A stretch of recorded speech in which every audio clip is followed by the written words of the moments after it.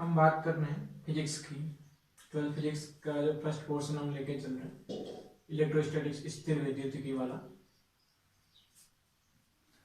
तो सबसे पहले हम बात करते हैं फिजिक्स की। फिजिक्स क्या है? तो सिंपल सी बात है, वैसे बहुत सारी डेफिनेशन अलग अलग बुक में आपको मिलती होगी, लेकिन सबसे सिंपल कॉन्सेप्ट ये है कि फिजिक्स क्या होती है। तो हम देखिए, reason behind all physical changes which are happening around us, यानी हमारे चारों तरफ जो भी भौतिक परिवर्तन होते हैं, यानी हम उनको देख पाते हैं, उनके होने का कारण ही क्या है? फिजिक्स है। तो जैसे पेड़ से फल का गिरना क्या है? फिजिक्स है। गाड़ी चलती है, क्यों चलती है? ये फिजिक्स है। सिंपल सा कॉन्सेप्ट है, ज़्यादा बर्डन में नहीं हम बात कर रहे हैं कि भाई फिजिक्स क्या है, लंबी चौड़ी डेफिनेशन है। सिंपल अपने को पता होना चाहिए कि हम स्टडी कर रहे हैं, सब्जेक्ट क्या है। तो पहली बात ये हो गई कि हम जॉब का चारों तरफ जो भी घटनाएं होती हैं हम उनको देख पाते हैं, उनका जो कारण है वही क्या है? फिजिक्स है। हम बात कर रहे हैं 12 फिजिक्स की। 12 फिजिक्स का फर्स्ट पोर्शन स्टार्ट होता है अपना इलेक्ट्रोस्टैटिक्स, स्थिर विद्युतिकी। क्या होता है स्थिर विद्युतिकी? तो सबसे पहले देखिए, स्थिर विद्युतिकी की हम बात कर रहे हैं, यानी भौतिक विज्ञान की वह शाखा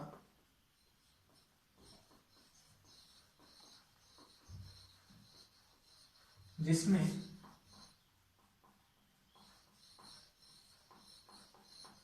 स्थिर आवेशों एवं उनके गुणों का अध्ययन किया जाता है।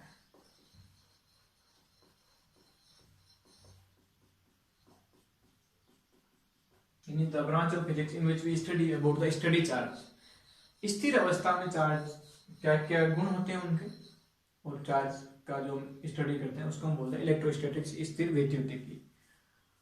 देखिए हमारे पास नई चीज क्या आ रही है? आवेश। क्या होता है आवेश? जिसको हम बोलते हैं चार्ज।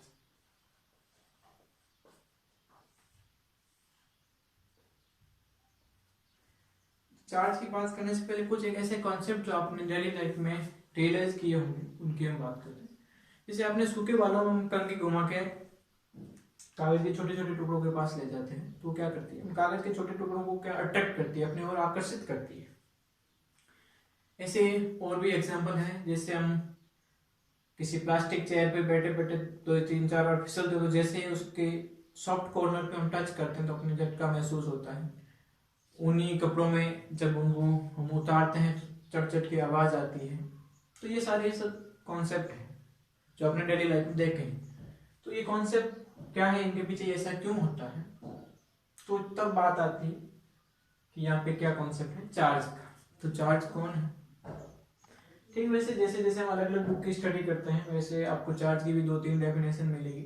जैसे charge is the fundamental property of the matter due to which it create the attractive और repulsive force to nearby particle. यानी आप आवेश पदार्थों का वह मूलभूत गुण है जिसके कारण वो दूसरे पदार्थों को अपने ओर आकर्षित करता है।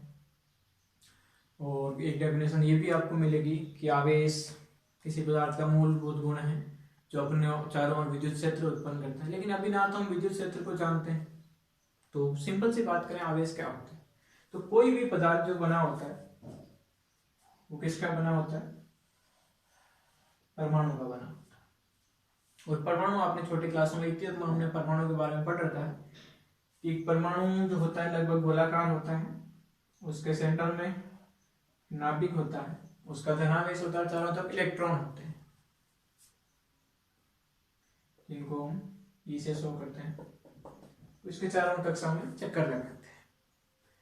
तो जैसे ही हमने पहला एग्जांपल लिया कि बालों में हम कंघी करते हैं, तो जैसे ही हम बालों में कंघी घुमाते हैं तो जो कंघा बना हुआ है वो किसका बना हुआ है? प्लास्टिक। वो भी मटेरियल है, यानी मैटर है, पदार्थ। उस पदार्थ के जो इलेक्ट्रॉन होते हैं वो क्या करते हैं? आपका स्थानांतरण हो जाता है इलेक्ट्रॉनों का। तो इलेक्ट्रॉन स्थानांतरण होने की वजह से उस पर क्या आकर्षण और प्रतिकर्षण का गुण आ जाता है। उसी को हम क्या बोलते हैं? आवेश बोलते हैं। सिंपल सी बात, हमें ये बात हुई कि आवेश क्या है? किसी भी पदार्थ पर इलेक्ट्रॉनों की कमी या अधिकता को आवेश कहते हैं। क्या है?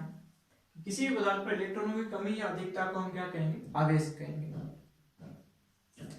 अब देखिए, क्या हमने दो बात कही, कमी या अधिकता। तो क्या कमी होने पर भी वही प्रभाव आएगा जो इलेक्ट्रॉनों की अधिकता होने पर आएगा?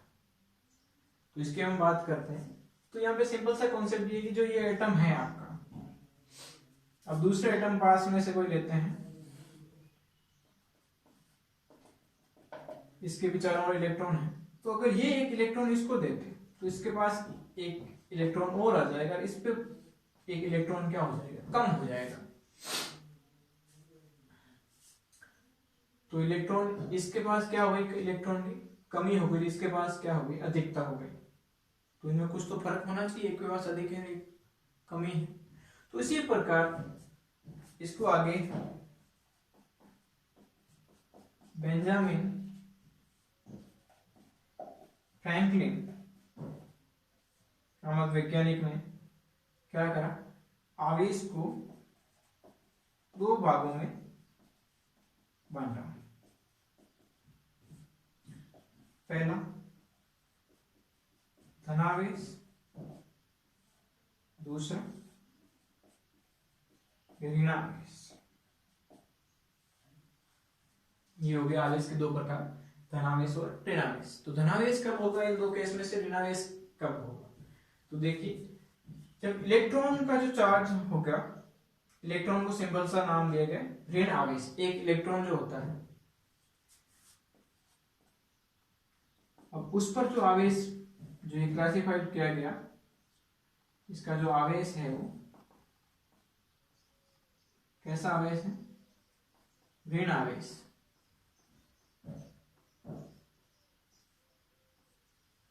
और कितना है? 1.6 इंटू 10⁻⁻19 कूलम। कूलम इसका मात्रक अभी हम इसके बाद डिस्कस करेंगे डिटेल से। तो ये रहा। और कोई भी परमाणु विद्युत का उदासीन होता है, जब ये इलेक्ट्रॉन इसको दे देगा, यानी इसका एक इलेक्ट्रॉन गया मतलब इतना चार्ज भी गया, तो इसके पास क्या हो जाएगा? धन आवेश। जो पीछे बचेगा वो क्या होगा? धन आवेश। अब इसने एक इलेक्ट्रॉन लिया है तो क्या होगा? ऋण आवेश होगा। अतः इलेक्ट्रॉन की अधिकता को हम क्या कहेंगे? ऋण आवेश कहेंगे, और इलेक्ट्रॉन की कमी को क्या कहेंगे? धन आवेश कहेंगे। देख, आगे हम बात करें आवेश के गुण क्या क्या होते हैं, आवेश किस प्रकार की राशि। तो देखिए, अब तक हमने स्टडी करा आवेश दो प्रकार के होते हैं।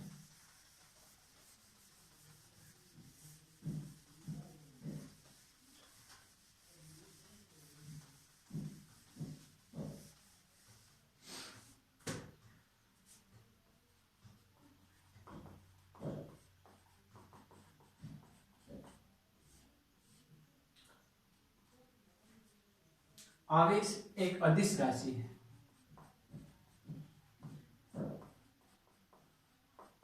अदिश राशि मतलब क्या होता है? हम 11वीं क्लास में पढ़ते हैं, यानी जिसकी परिमाण और दिशा हो उसको सदिश बोलते हैं। आवेश का परिमाण तो होता नहीं, कोई दिशा नहीं होती, तो इसकी अदिश राशि है।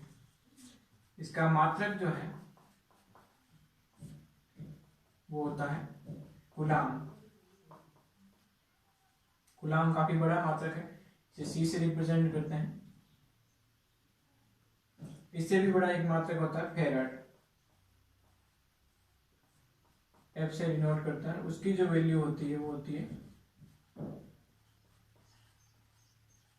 कूलम, और इसको नियर अबाउट लिखते हैं 9500 कूलम। उसके और भी मात्रक होते हैं, इलेक्ट्रोस्टैटिक्स और इलेक्ट्रोमैग्नेटिक, जिसको ईएससी और ईएमई मात्रक होते हैं। लेकिन हम यहाँ पे ऐसा यूनिट की बात करते हैं, ऐसा यूनिट इसकी एक कूलम होती है। अब आगे बात कर रहे हैं इसका द्रव्यमान। रही बात अगर एक सिंगल इलेक्ट्रॉन एक सिंगल चार्ज के साथ डिस्प्लेसमेंट होता है तो क्या आएगा, यानी एक परमाणु दो या दो से ज्यादा इलेक्ट्रॉन ग्रहण करता है तो उसका हमने पहले ही बता दिया ऋणावेशित होगा, लेकिन क्या उसके साथ उसके कुछ आवेशित होने में उसके द्रव्यमान में परिवर्तन आएगा? हाँ, क्योंकि इलेक्ट्रॉन क्या होता है, एक इलेक्ट्रॉन का जो द्रव्यमान होता है वो कितना होता है 9.1 इंटू 10⁻31 kg। तो एक इलेक्ट्रॉन के साथ इतना उसका द्रव्यमान में चेंज आएगा, यानी धनावेश का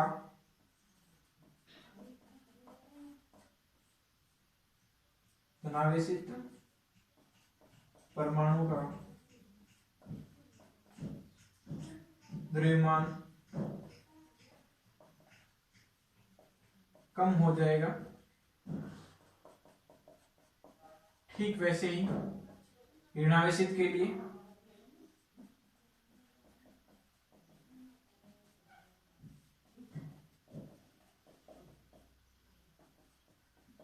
ज्यादा हो जाएगा। देखो इलेक्ट्रॉन ले रहा है, इलेक्ट्रॉन का द्रव्यमान भी साथ में ऐड होगा, ये इनकी जनरल प्रॉपर्टी रही। इसके बाद देखिए इलेक्ट्रॉन को अगर जैसे आपने पढ़ा होगा आपेक्षिकता सिद्धांत रिलेटिविटी थ्योरी, तो क्या इलेक्ट्रॉन को प्रकाश के वेग से, वह तो पॉसिबल नहीं, प्रकाश के लगभग नजदीकी वेग से गति करवाया जाए तो क्या उसका जो आवेश है उसमें कुछ परिवर्तन आएगा या नहीं आएगा? देखिए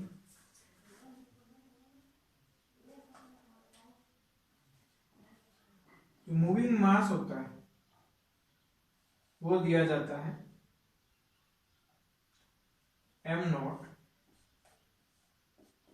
1-v²/c², यानी किसी भी गतिशील कण के द्रव्यमान में परिवर्तन आता है लेकिन उसके आवेश में कोई परिवर्तन नहीं आएगा। इसका मतलब क्या होगा, आवेश एक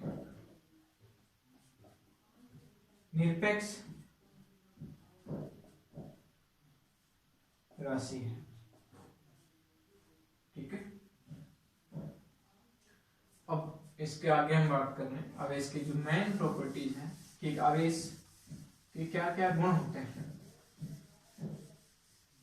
मेन प्रॉपर्टी उसकी बात हम कर रहे हैं तो देखिए कि अगर आपका एक क्यू चार्ज है और वो रेस्ट में है v=0, तो उसकी प्रॉपर्टी ये होती है कि वो क्या करता है, इलेक्ट्रिक फील्ड जनरेट करता है, केस 1। अगर उसको सेम क्यू चार्ज है, v कांस्टेंट है यानी स्थिर है, नियत वेग से वो गतिशील है, तो इलेक्ट्रिक और मैग्नेटिक फील्ड अपने चारों तरफ उत्पन्न करेगा। ये अपना सेकंड केस हो गया। थर्ड केस, अगर क्यू चार्ज को एक्सीलरेटेड वेलोसिटी परिवर्तित वेग से गति करवाई जाए तो वो क्या करेगा, इलेक्ट्रिक फील्ड, मैग्नेटिक फील्ड और साथ में इलेक्ट्रोमैग्नेटिक रेडिएशन जनरेट करेगा। ये है आपकी चार्ज की जो मेन प्रॉपर्टी। इसके साथ समान आवेश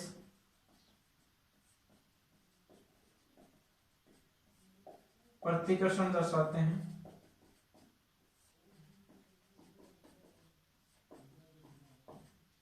और विपरीत आवेश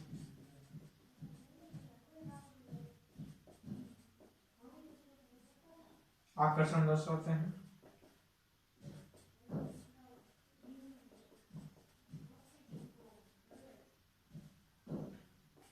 ये आवेश की जनरल प्रॉपर्टी। अब देखिए आपका हमने यहाँ पे लिखा समान आवेश प्रतिकर्षण दर्शाते हैं, विपरीत आवेश आकर्षण दर्शाते हैं। क्या ऐसा हम शो कर सकते हैं? तो इसके लिए एक आपका एक्सपेरिमेंट है छोटा सा।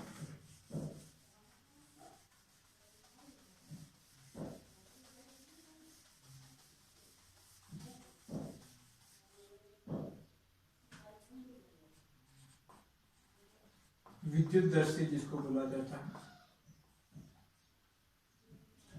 यानी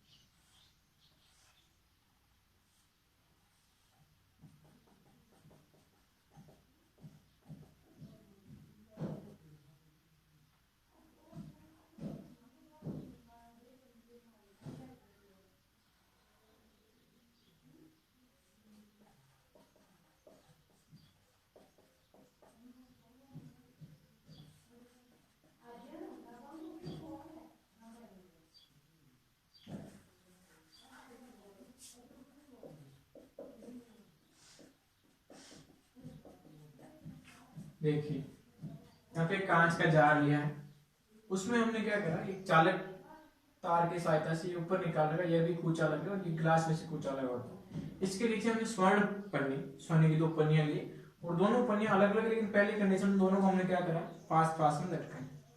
अब हम उसके पास एक आवेशित रोड लाते हैं, आवेशित छड़ लाते हैं। जैसे ही आवेशित छड़, हमने ये धनात्मक आवेशित छड़ लिए, यहाँ पे ऋणात्मक भी ले सकते हैं, कोई सी। जैसे इसके पास लाकर हम इसको टच करते हैं तो क्या होगा, ये जो दोनों पन्नियां हैं वो क्या होगी, एक दूसरे से दूर हो जाएगी। क्यों हुई, तो सिंपल सी बात है, ये चालक छड़ है तो ये आवेश यहाँ से होते हुए में आया और दोनों उनमें आवेश, दोनों में बराबर आवेश है। जैसे ये आवेश इसमें दोनों में गया, समान प्रकृति का आवेश होने के कारण ये पत्तियां एक दूसरे से दूर हो जाती है, मतलब समान आवेश क्या करता है, प्रतिकर्षित करता है। अब अगर इसके पास हम ऋणात्मक आवेशित छड़ लाते हैं तो ये वापस एक बार क्या होगी, दोनों पत्तियां सिकुड़ जाएगी और फिर चार्ज जैसे इनका 0 हो जाएगा। लेकिन फिर अगर ज्यादा ऋणावेशित आवेश हुआ तो ये वापस फैल जाएगी। तो इस प्रयोग को हम दर्शा सकते हैं कि आपका समान आवेश क्या करता है, प्रतिकर्षण आवेश दर्शाता है, ठीक वैसे आपका असमान आवेश क्या करता है, आकर्षण दर्शाता है। अब देखिए एक और चीज, आवेश किसी भी परमाणु में जो ज्यादातर भारी भाग वाले इलेक्ट्रॉन होते हैं, ये वाले,